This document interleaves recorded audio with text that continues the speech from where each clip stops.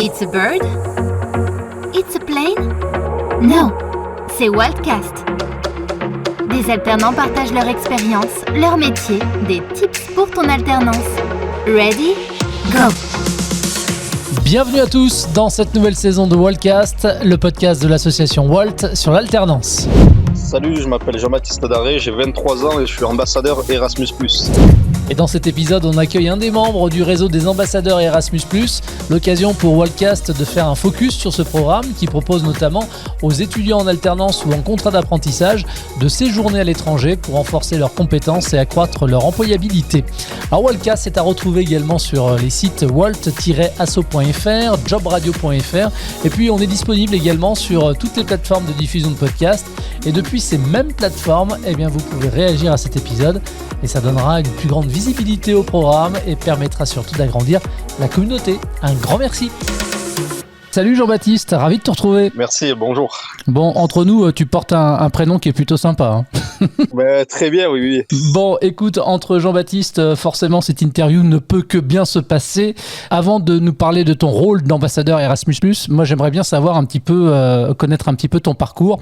Donc, tu nous disais, tu as 23 ans. Toi, tu as quel type de parcours scolaire? Qu'est-ce que tu as fait, en fait? Alors, j'ai un parcours scolaire où j'ai commencé donc au lycée avec un bac S, une spécialité en maths. Ensuite, j'ai voulu continuer vers un DUT génie mécanique productique technique aérospatiale à Toulouse. Donc, ça dure 2 ans. Et suite à ce DUT, j'ai voulu continuer vers une école d'ingénieur à Paris en alternance avec EDF sur 3 ans. Et donc, c'est grâce à cette alternance en école d'ingénieur que j'ai pu effectuer ces 2 mobilités en Erasmus.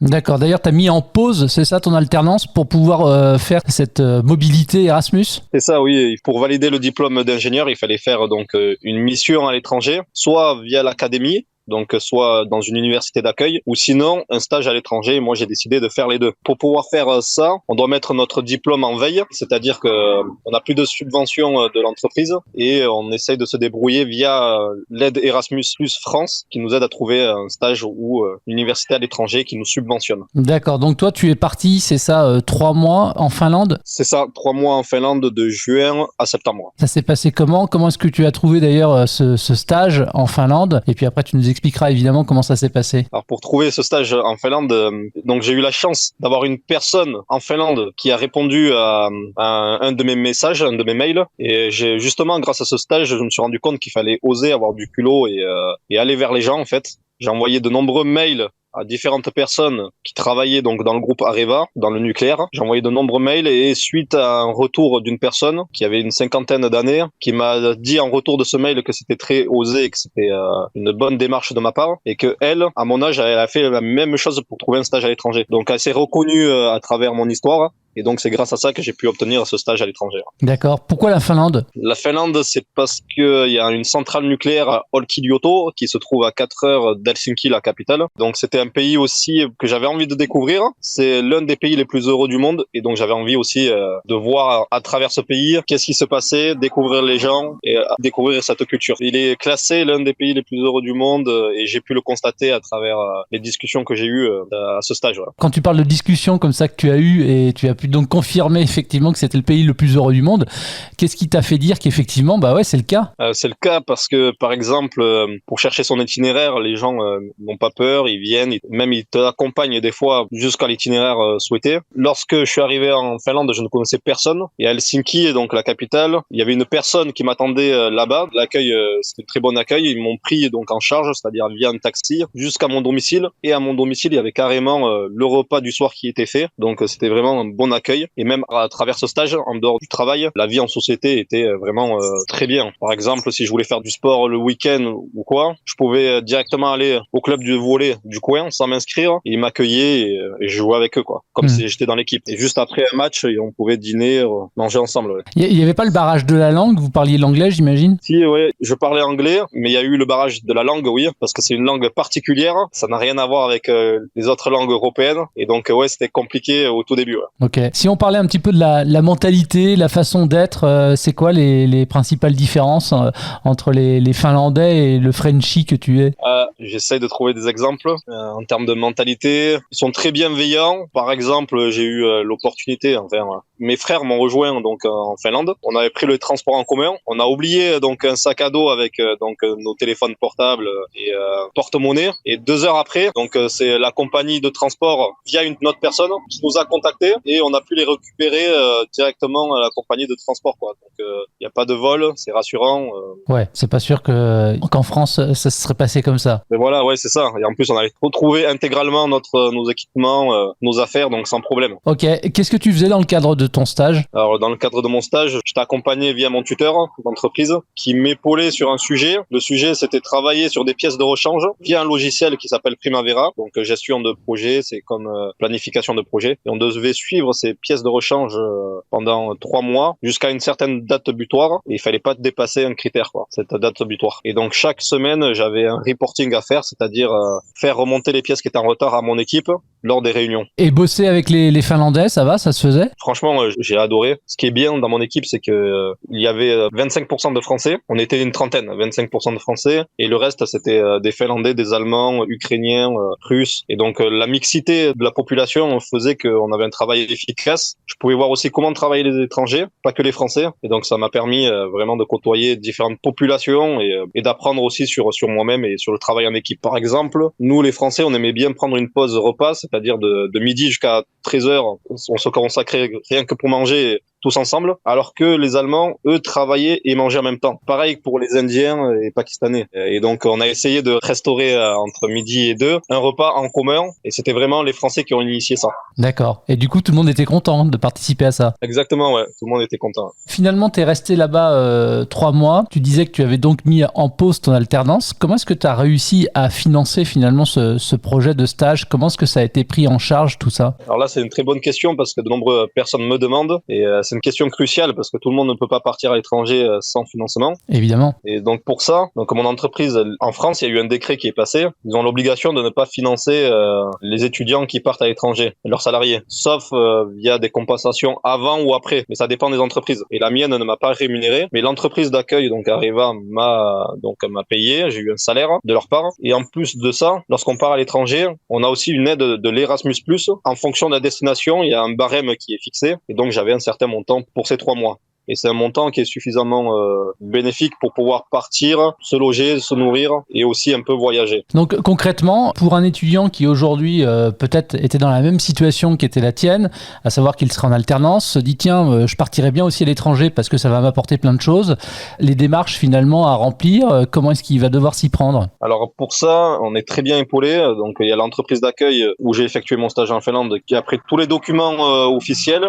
Donc ils ont tout signé, ça a été très bien géré et organisé. En France, dans mon entreprise d'accueil, pareil. Et ce qu'il faut faire, ce que je conseille, c'est d'aller voir dans votre université les relations internationales. C'est un bureau dédié exprès pour les étudiants qui partent à l'étranger. Et donc, c'est eux qui m'ont vraiment aidé sur les aides que je pouvais avoir. Donc, les aides Erasmus+.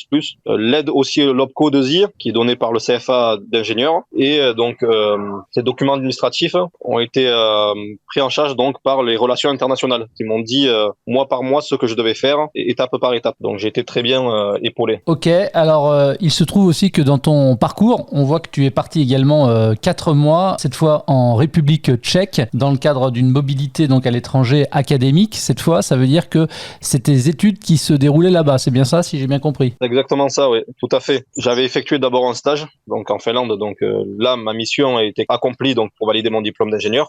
Mais j'ai voulu aussi avoir donc cette expérience en Erasmus avec d'autres étudiants européens. Et donc pour ça, j'avais aussi via l'aide de les relations internationales de mon université qui m'ont aidé à trouver donc cette université d'accueil en République tchèque. Et donc c'est comme ça que j'ai pu partir. Jean-Baptiste, si on devait retenir aussi une anecdote, par exemple, notamment en République tchèque, vous vous êtes fédéré autour de la gastronomie, je crois. C'est ça, oui. J'ai une anecdote sur cet événement, c'est-à-dire que chaque semaine, une fois par semaine, c'était le mardi soir, chaque pays en fait organisait son propre événement. Par exemple, nous, les Français, on a organisé donc un événement dans un auditorium. En fait, tous les événements se passaient dans les auditoriums. Et nous, c'était donc le mardi soir. Ce mardi soir, on a donc partagé la culture française à travers la gastronomie, les vêtements. Et donc, on a appris aussi les régions, comment on parlait, les différences entre, par exemple, chocolatine, pain au chocolat, c'était un exemple. Et aussi à travers la gastronomie, c'est-à-dire qu'on avait cuisiné donc des repas en amont, comme des crêpes, et on les faisait partager, goûter aux différents étudiants qui étaient en Erasmus. Et on leur a fait goûter aussi le pastis, donc le Ricard, et donc certains ont adoré, d'autres ont moins aimé. Et donc c'était un très bon moment où on partageait pendant 30 minutes notre savoir-faire, notre culture française. Pour terminer, on avait donc une danse, ça se termine toujours par des danses traditionnelles.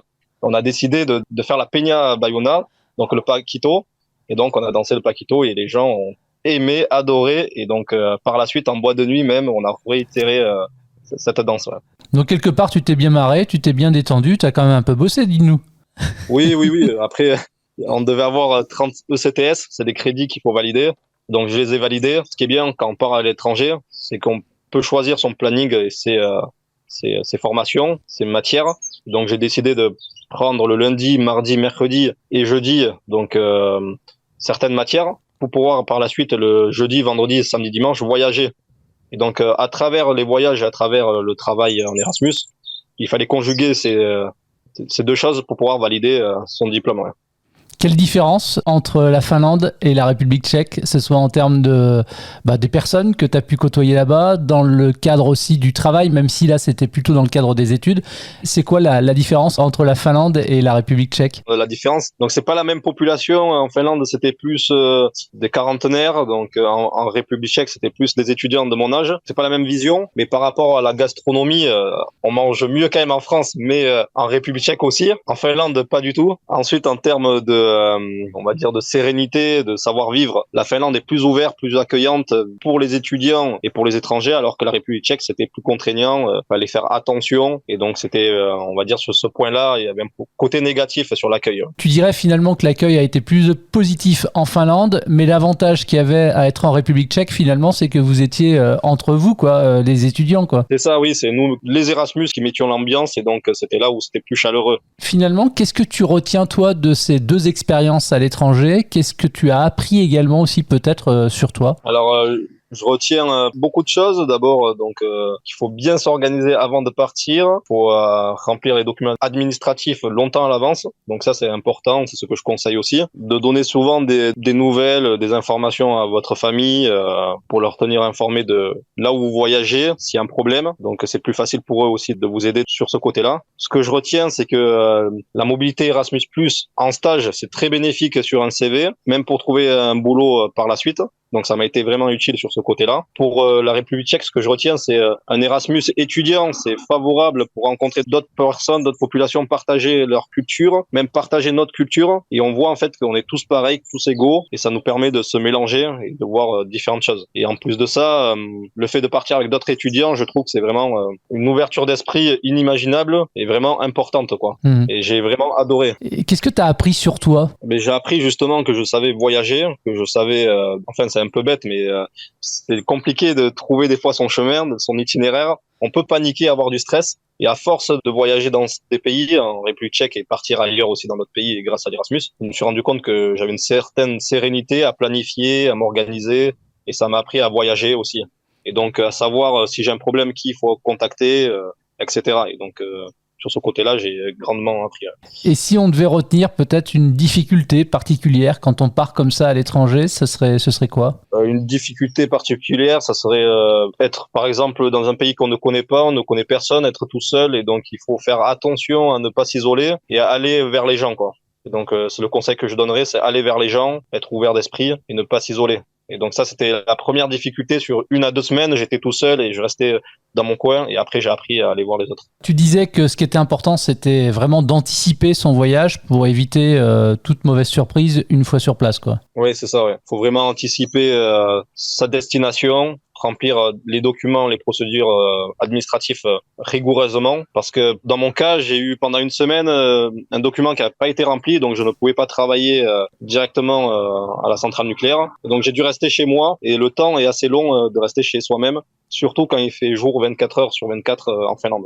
Ah oui, c'est vrai, en plus t'es tombé dans une saison où effectivement, mais c'était la meilleure saison en même temps aussi, hein. Vaut mieux l'été là-bas que l'hiver là-bas, hein. Ouais, c'était la meilleure saison, oui. C'est mieux d'y être entre juin et septembre que pendant l'hiver, oui. Est-ce que tu gardes des contacts, que ce soit avec les Finlandais ou avec la République tchèque? Alors, je garde des contacts avec mon tuteur, celui qui m'a aussi trouvé mon stage en Finlande. Je vais le voir à Paris, justement, dans 2 semaines pour manger avec lui. Et aussi avec d'autres personnes que j'ai côtoyées, donc mon collègue de bureau qui est allemand, donc je le contacte aussi et ça m'a permis de donner un contact à cette personne-là pour effectuer un stage à l'étranger. Donc, un camarade à moi qui est parti chez lui en Allemagne effectuer un stage. C'est des bons contacts que je garde. Et en République tchèque, alors c'est des étudiants, on garde de très bons contacts. On va essayer de se voir à Istanbul pour partir en vacances tous ensemble. Ou certains vont venir à Paris et on va se retrouver pour aussi partager des moments conviviaux. Ouais. Alors non seulement on s'ouvre au monde, on s'ouvre aux autres et puis en plus on crée des relations. Exactement, oui, des relations amicales et des relations aussi professionnelles. Finalement, quand tu es parti en Finlande, tu étais dans le cadre donc d'une alternance que donc tu as mis en pause, c'est ce que tu nous expliquais. Quelques mots sur le choix d'avoir été en alternance. Qu'est-ce que ça t'a apporté concrètement? Pourquoi la volonté d'être en alternance dans le cadre de tes études? Alors, ouais, j'ai voulu effectuer donc un diplôme d'ingénieur en alternance. Pourquoi? Parce que c'est pour moi très important. Même c'est valorisant sur un CV d'effectuer une alternance dans un grand groupe parce que ça nous permet déjà de savoir comment travailler dans une entreprise, de nous permettre aussi de s'insérer professionnellement dans une autre entreprise à la fin de notre alternance, donc avoir du bagage professionnel. Donc c'était vraiment sur ce côté-là que je voulais effectuer une alternance. Et de mêler à la fois les études et puis le travail, ça va, c'est pas trop compliqué. Faut juste peut-être là aussi une question d'organisation, j'imagine. Oui, c'est une question d'organisation. C'est vrai que au départ, ça a été un peu compliqué parce que en fait, j'ai remarqué en discutant avec d'autres élèves que tout dépendait du rythme d'alternance. Moi, le premier mois, ça a été parce que c'était des rythmes de un mois d'entreprise, un mois d'école. Donc, ça allait, c'était très bien, ça se déroulait parfaitement. Donc, j'avais le temps de travailler, le temps scolairement et le temps de travailler professionnellement. Mais c'est vrai que dans d'autres écoles, il y a des rythmes de 2 jours, 3 jours. Et là, ça peut être compliqué pour s'organiser. Donc moi, j'ai pas eu de problème sur ce côté-là. Non. Mais ça s'anticipe, ça aussi. Ça s'anticipe, oui. Exactement. Aujourd'hui, tu fais quoi concrètement? Alors aujourd'hui, donc grâce à mon alternance chez EDF et mes Erasmus+ en Finlande et en République tchèque, j'ai pu trouver donc un contrat chez Total Energy. Et donc je travaille pendant 1 an chez Total Energy à Pau, dans le sud-ouest. Donc c'est sur un logiciel qui délivre des permis de travail à l'étranger sur des filiales en Afrique, en Amérique du Sud et en Europe. Donc là, tu es en contrat indéterminé, comment ça se passe? Là, c'est un contrat professionnel temps plein. Donc, c'est un contrat qui est mis en place par Total, où de nombreux jeunes personnes qui ont fini leurs études peuvent travailler durant 1 an et qui peut être reconduit par la suite par un VIE, alors un volontariat international ou un CDI. Ok, et tu as déjà une idée de ce que tu feras après ou c'est trop tôt? Alors oui, la particularité, c'est que j'aimerais effectuer un VIE, c'est-à-dire que j'ai adoré donc mes mobilités à l'étranger en Finlande et en République tchèque. Donc j'aimerais effectuer un VIE qui est un volontariat international à l'étranger, c'est-à-dire que on peut partir pendant 1 an ou 2 ans travailler dans un pays étranger, donc découvrir la culture et travailler dans la compagnie comme Total. Et il se trouve qu'en même temps, tu es ambassadeur donc Erasmus+. Ça consiste en quoi et pourquoi tu as accepté ce rôle-là? Alors, j'ai accepté ce rôle-là parce que moi, je trouve très intéressant de partager aux autres étudiants le désir de partir à l'étranger, d'étudier ou de travailler en tant que stagiaire, etc. Et donc, c'est vraiment partager, faire découvrir qu'est-ce que c'est l'Erasmus+, comment on peut y participer, leur donner aussi le goût et la motivation. Et donc, c'est aussi être porte-parole un peu des autres étudiants avec qui j'ai été parti. Donc, c'est leur faire découvrir ce que j'ai appris moi à l'étranger. Donc, voilà. Justement, en quelques mots comme ça, si tu avais en face de toi un étudiant qui se pose des questions, de savoir s'il doit le faire ou pas, qu'est-ce que tu lui dirais? C'est une bonne question. Donc, je dirais de regarder via son université d'aller voir les relations internationales, donc le bureau qui s'occupe des échanges à l'étranger, de s'informer et de contacter aussi des anciennes personnes de son université qui sont parties à l'étranger. Comme ça, il peut avoir plus de clés, plus de billes et d'avoir le plus de réponses à ces questions, donc d'aller directement voir les personnes concernées. Et moi, je dirais de partir, de pas hésiter, d'aller dans un pays qui rêve, qui souhaite, et que tout est possible et que grâce à cette mobilité en Erasmus+, il va découvrir de nouvelles personnes, de nouveaux paysages, de nouvelles cultures et il va adorer. Et je pense qu'il faut effectuer pour moi un Erasmus+ dans toute sa vie. Erasmus+, c'est partout dans le monde ? Alors oui, partout en Europe, c'est partout aussi dans le monde. Après, ça s'appelle autrement, mais c'est possible, oui.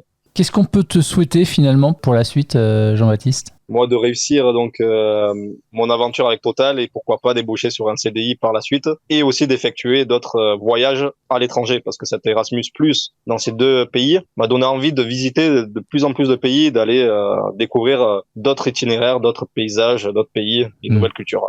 Juste pour te titiller un petit peu, JB, les Finlandaises, elles sont comment ? Mais les Finlandaises sont très accueillantes. J'en ai pas vu beaucoup durant mon stage parce que je travaillais énormément. Mais comme dans tous les autres pays européens, je pense que en étant sociable, on peut découvrir et parler avec de nombreuses personnes. Oui. Un grand merci à toi, JB. Merci beaucoup, Jean-Baptiste. Salut.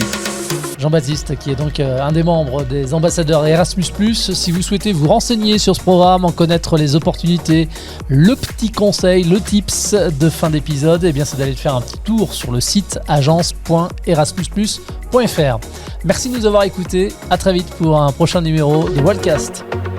C'était Waltcast, le podcast de Walt sur l'alternance. À la recherche d'une orientation, une formation, un job en alternance, rendez-vous sur walt.community.